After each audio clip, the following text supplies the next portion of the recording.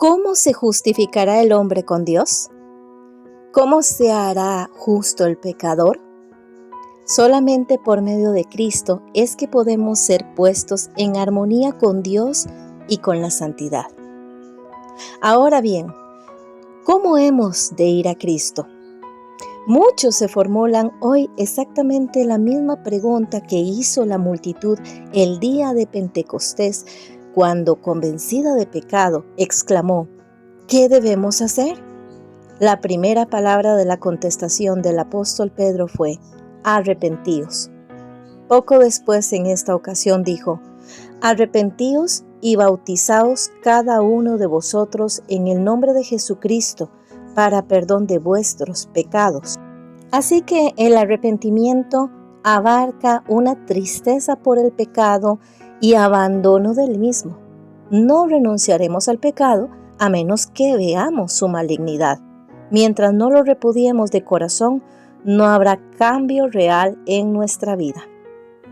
Muchos no comprenden la verdadera naturaleza del arrepentimiento. Muchísimas personas se entristecen por haber pecado e incluso se reforman exteriormente, pues temen que su conducta equivocada les dé sufrimiento. Pero esto no es arrepentimiento en el sentido bíblico, ya que lamentan el sufrimiento más bien que por el pecado cometido. Así que tal fue el pesar de Esaú cuando vio que había perdido su derecho de primogenitura para siempre. Y en el caso de Balaán, él estaba aterrorizado por el ángel que estaba en su camino con la espada desenvainada y reconoció su culpa, pues temía perder la vida. Sin embargo, no experimentó un sincero arrepentimiento del pecado, no cambió de propósito ni aborreció el mal. Judas Iscariote, después de traicionar a su Señor, exclamó: he pecado porque he entregado gente. Esta confesión fue arrancada a su alma culpable por un tremendo sentimiento de condenación y una pavorosa expectación de juicio. Las consecuencias que habría de cosechar lo estaban llenando a él de terror, pero no experimentó un profundo quebrantamiento de corazón ni dolor en su alma por haber traicionado al Hijo Inmaculado de Dios y negado al Santo de Israel. ¿Y qué pasa con Faraón de Egipto? Pues él sufría bajo los juicios de Dios y reconocía su pecado a fin de escapar al castigo, pero volvió a desafiar al cielo tan profundo como cesaban las plagas. Todos los mencionados aquí lamentaban los resultados del pecado, pero no experimentaban pesar por el pecado mismo. Sin embargo, cuando el corazón cede a la influencia del Espíritu de Dios, la conciencia se vivifica y el pecador discierne algo de la profundidad y de lo sagrado de la santa ley de Dios, fundamento de su gobierno en los cielos y en la tierra. La luz verdadera, la que alumbra a todo hombre, estaba llegando al mundo para iluminar las cámaras secretas del alma y poner de manifiesto lo que la oscuridad mantenía oculto. La convicción se posesiona de la mente y del corazón, y el pecador llega a reconocer la justicia de Dios y siente terror de aparecer en su propia culpabilidad e impureza delante del escudriñador de los corazones. Ve el amor de Dios, la belleza de la santidad y el gozo de la pureza. Y esta persona ansía ser purificado y restituido a la comunión con el cielo. La oración de David después de su caída nos ilustra la naturaleza de lo que es el verdadero dolor por el pecado. Su arrepentimiento fue sincero y profundo. No se esforzó por atenuar su culpa. Su oración no fue inspirada por el deseo de escapar al juicio que lo amenazaba.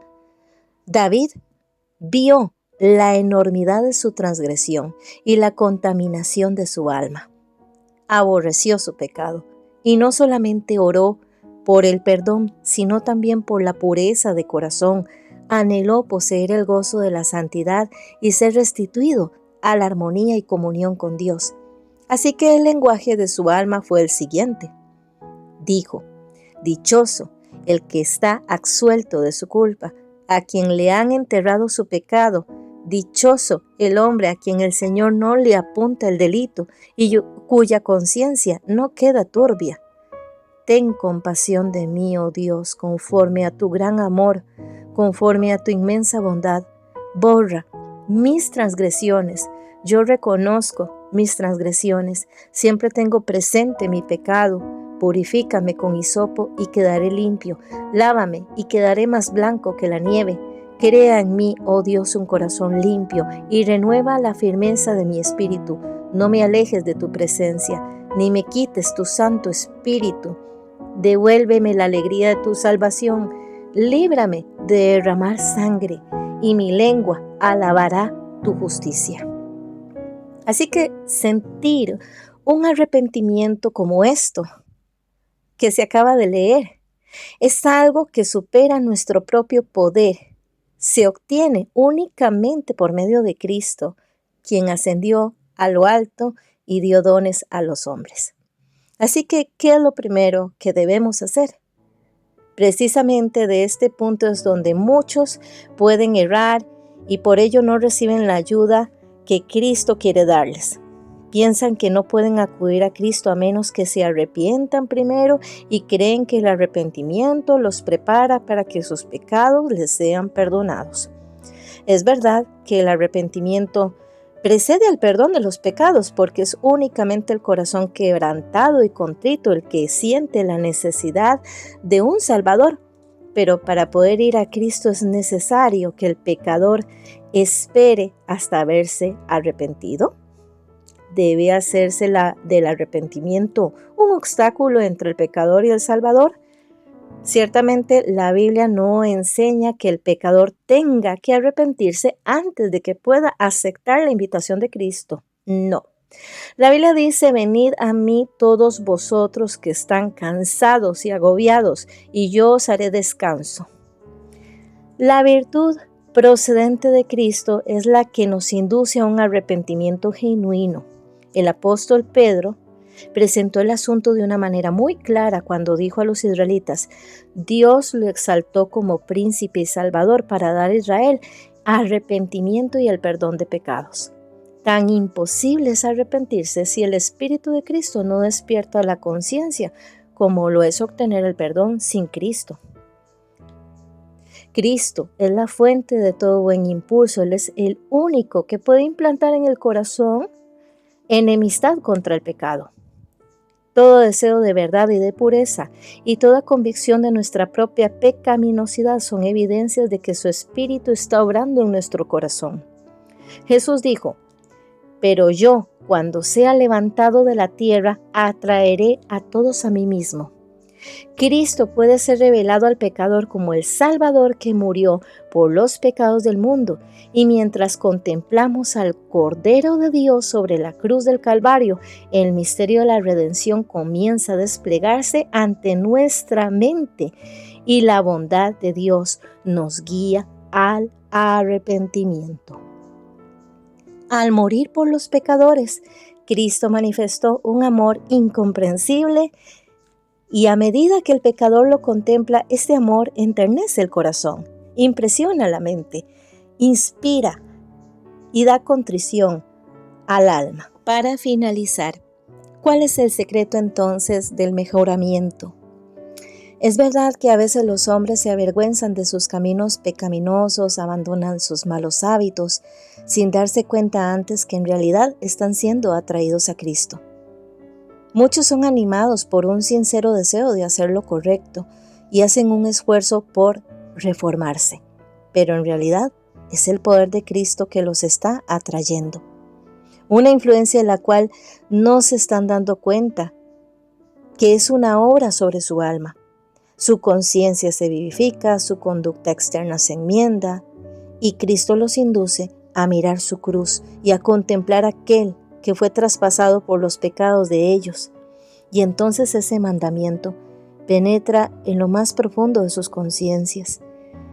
y le es revelada la maldad de sus vidas y el pecado que tienen tan profundamente arraigado en el alma, que comienzan a entender algo de la justicia de Cristo y entonces exclaman: ¿qué es entonces el pecado para que haya exigido tal sacrificio por la redención de su víctima?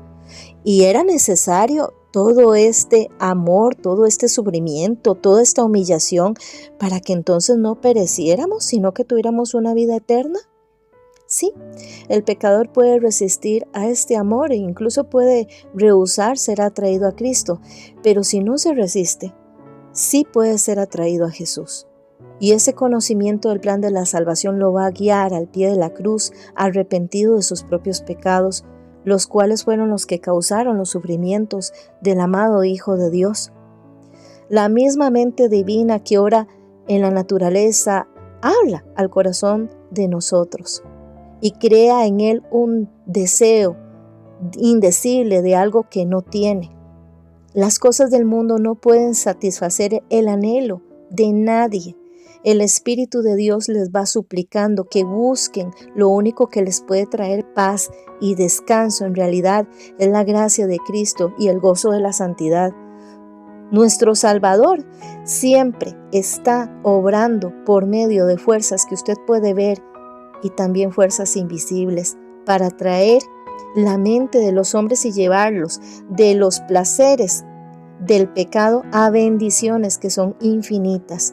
Y a todas estas almas que procuran vanamente beber de esas cisternas que están agrietadas en este mundo, el mensaje para ellos es: el que tenga sed venga, y el que quiera tome gratuitamente del agua de la vida. Así que nosotros, en cuyo corazón existe ese anhelo de algo que sea mejor que este mundo, reconozcamos que ese deseo viene a través de la voz de Dios que habla a nuestra alma. Pedid que os den arrepentimiento y que nos revele Cristo en su amor y en su pureza perfecta. En la vida del Salvador fueran perfectamente muchos ejemplos de principios de el amor de Dios hacia el hombre. La benevolencia y el amor desinteresado fue la vida de su alma. Y cuando contemplamos al Redentor y a su luz, nos inunda. Y es cuando nosotros vemos la pecaminosidad de nuestro corazón.